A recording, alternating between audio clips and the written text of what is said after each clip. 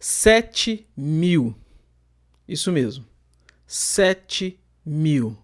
Este é o número de cristãos assassinados na Nigéria apenas entre janeiro e agosto de 2025. Esse número não é uma somatória dos últimos 3 anos, dos últimos 5 anos, nem dos últimos 10 anos. É a somatória dos últimos 8 meses. Os primeiros 8 meses de 2025.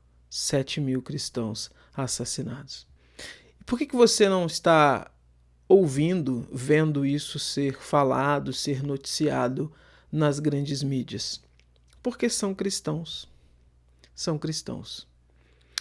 O Ocidente, em frangalhos, como está já há um longo tempo, completamente entregue a, ideologias nefastas, contrárias ao cristianismo, contrárias a tudo aquilo que é bom, que é correto e que é direito, se cala frente a isso. E apesar de ser óbvio, é preciso dizer, né? Cristãos nigerianos negros sendo dizimados, e grupos aí como Black Lives Matter, que dizem que vidas negras importam, não deram uma declaração, não deram um pio sequer sobre isso, porque vidas negras importam desde que não sejam vidas de cristãos. Outros ramos da mídia, outros ramos aí das notícias, estão muito mais preocupados com as acusações que têm feito a Israel no conflito ali contra os terroristas do Hamas, que se calam então diante desse genocídio que vem acontecendo com os nossos irmãos ali na Nigéria. De 2009 para cá, já foram 52.000 cristãos mortos. 52.000 cristãos mortos apenas na Nigéria. Nós estamos falando de um país. É o país mais populoso, cerca de 220 milhões de pessoas, mas é o país que mais tem sofrido com isso nos últimos dias. Esse número, 7.000 pessoas, dá uma média de cerca de 32 pessoas por dia. Números que fazem com que a Nigéria fique hoje no primeiro lugar em número de assassinatos de cristãos. Ou seja, hoje, o país que mais mata cristãos no planeta. Então, segundo esses números documentados, é a Nigéria. Esses números são da agência Portas Abertas, você pode entrar lá no site e pesquisar. E esse vídeo que eu estou fazendo, eu estou seguindo aqui como roteiro um texto, um artigo que o pastor Franklin Ferreira publicou na sua coluna ali na Gazeta do Povo. E quem são os algozes? Os algozes são os terroristas do Boko Haram. O Boko Haram é um grupo de radicais islâmicos extremistas, é um grupo que existe aí desde 2002. A tese, o fundamento aí desse grupo é se opor à educação ocidental e tal. E eles cresceram muito recentemente, inclusive chegaram a apoiar o Estado Islâmico, sendo um braço do Estado Islâmico ali na Nigéria. E eles têm perpetrado esses massacres aí sem ter nenhuma resistência. O governo nigeriano nada faz, o presidente nigeriano, vice-presidente nigeriano, secretário de justiça nigeriano são todos islâmicos também, muçulmanos. Então tem se calado, tem inclusive negado que esses massacres, essas mortes tenham qualquer cunho religioso. O que eles têm alegado é que se trata de disputas étnicas, disputas ali por território, disputas por causa de água, por causa de terras férteis e tudo mais. O impressionante é que só os cristãos estão morrendo, né? É isso que eles precisam explicar, como que nessa guerra então só cristãos morrem, né? E não é só isso, há também sequestros, né? Quem mais tem sofrido com toda essa perseguição nesse contexto são as mulheres, as meninas, que têm sido sequestradas, têm sido levadas, têm sido forçadas à conversão ao Islã, ao casamento forçado com os seus próprios algozes. Tem inclusive um caso famoso de 2014, quando 276 meninas foram sequestradas, enfim, o paradeiro de muitas delas não se sabe até hoje, né? Mas de acordo com o modus operandi desses grupos muçulmanos, elas provavelmente foram forçadas aí a se casar e tudo mais. Tem acontecido também estupros, coisas assim assombrosas de se falar e de se presenciar, né?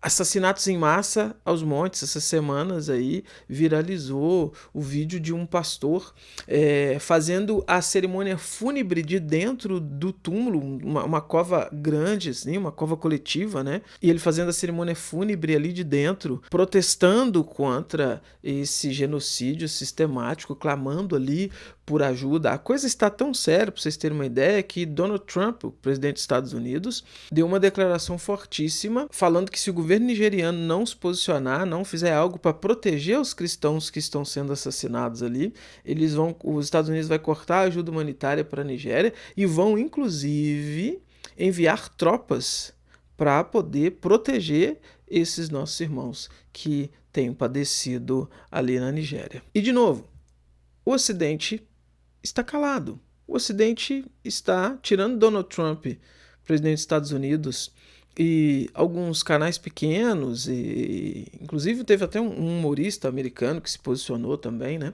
Tirando isso, o mundo está calado, o Ocidente está calado. Os grupos aí de direitos humanos estão mais preocupados em forçar as pessoas a falar todes, a falar elos, enfim, a defender essas coisas bizarras aí, do que defender de fato aqueles que realmente precisam, aqueles que realmente estão sendo massacrados, estão morrendo. E não é só na Nigéria, o Sudão também tem padecido com a perseguição ao povo de Deus.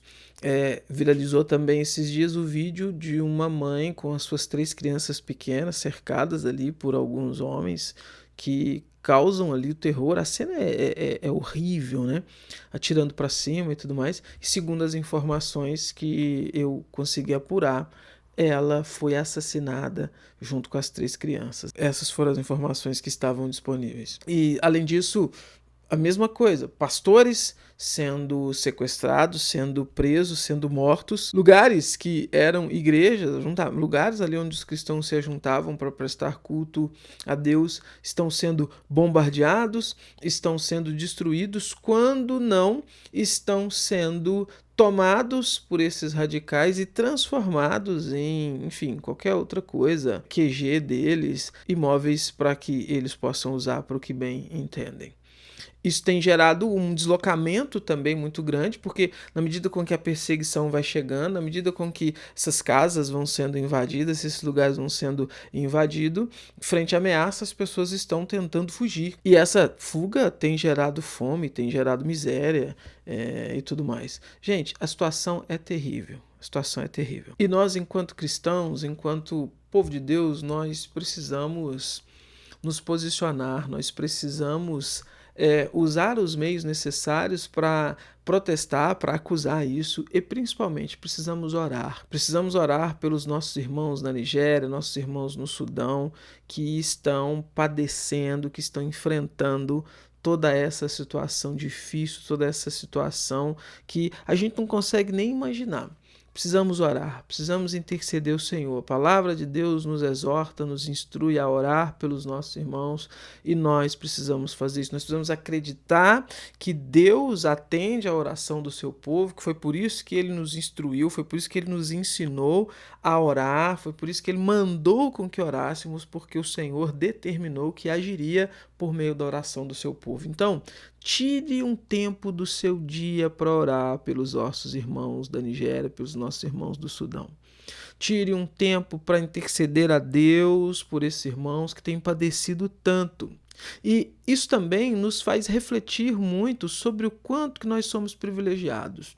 Porque, veja, o nosso país ainda não enfrenta esse tipo de perseguição. Nós temos uma vida muito boa, nós temos uma vida, sabe, muito tranquila. Eu sei que cada um tem as suas lutas, tem os seus dilemas aí, mas comparado ao que esses irmãos têm enfrentado, nós estamos no paraíso. E nós precisamos, irmãos, usar isso, usar essa liberdade, usar esse privilégio que temos para servir a Deus de verdade, sabe? Para termos uma vida completamente entregue ao Senhor, para abandonarmos esse cristianismo água com açúcar, esse cristianismo meia boca que muita gente está envolvido, sabe?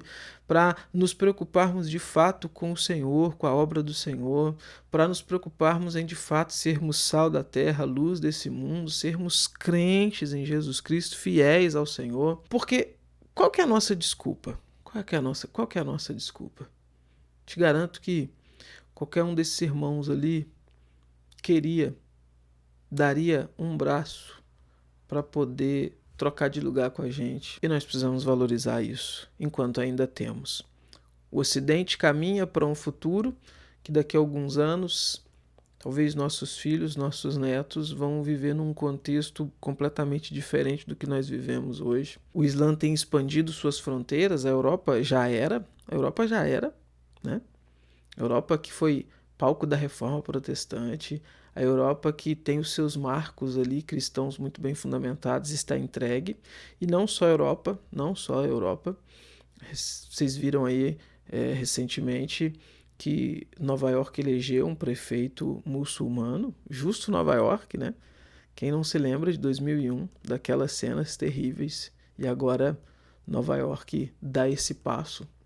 E ainda que o prefeito que foi eleito não seja um radical, vamos dizer assim, mas tudo isso vem mostrando como que essa malha social do Ocidente ela tem mudado, ela tem transformado, e caso Deus não intervenha, caso não esteja nos planos dele intervir para mudar essa situação, o futuro que espera o Ocidente é um futuro terrível. Se Cristo não voltar até lá, essas cenas que nós temos visto na Nigéria, elas poderão estar acontecendo em Nova York, na França, na Inglaterra, no Rio de Janeiro, São Paulo, enfim, em todos os lugares. Precisamos orar, precisamos clamar ao Senhor, precisamos interceder a Deus, precisamos, em primeiro lugar, orar por esses irmãos, para que eles sejam fortalecidos, para que eles recebam a ajuda do Senhor para se manterem firmes ali na fé, se manterem de pé, resistirem, não negarem o nome do nosso Senhor Jesus Cristo, e orar, clamando a Deus por misericórdia, pedindo ao Senhor que mude a história do Ocidente, que mude esse futuro que tem se desenhado diante dos nossos olhos.